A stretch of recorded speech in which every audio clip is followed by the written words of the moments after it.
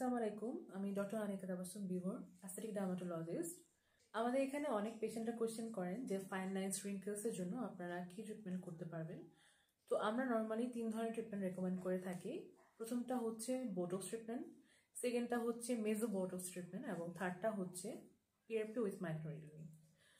তিনটে ট্রিটমেন্টে আলাদা করে বেনিফিটস রয়েছে এবং তিনটা ট্রিটমেন্টই যদি আপনারা সেফ হ্যান্ডে করেন তাহলে অবশ্যই আপনাদের জন্য অনেক বেশি বেনিফিশিয়াল। বোটক্স ট্রিটমেন্টে আপনাদের যে ফাইন লাইন্স বা রিঙ্কেলসগুলো থাকে এগুলোকে টার্গেট করে করা হয়ে থাকে। নর্মালি 18 বছর পর থেকে যে কেউ বোটক্স ট্রিটমেন্টটা করতে পারবে এবং আপনারা যদি সেফ হ্যান্ডে এবং একজন লাইসেন্স ডক্টরের কাছে আপনারা বোটক্স ট্রিটমেন্টটা করেন বা অ্যাস্থেটিক ডার্মাটোলজিস্টের কাছে বোটক্সটা করেন তাহলে অবশ্যই এই ট্রিটমেন্টটা আপনাদের জন্য সেফ।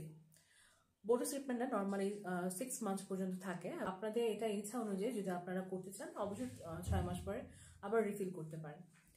পিআরপি এবং মাইক্রোনিডলিং ট্রিটমেন্টটা এটা আপনার স্কিনের জন্য সবচেয়ে বেনিফিশিয়াল একটা ট্রিটমেন্ট এবং এটা আপনার স্কিনটাকে রিজুভেনেট করতে হেল্প করে, সেই সাথে ফাইন লাইন্স রিঙ্কেলস ম্যালাজমার প্রবলেমটা সলভ করে এবং আপনার পোর্সের প্রবলেমগুলোকে সলভ করতে হেল্প করে।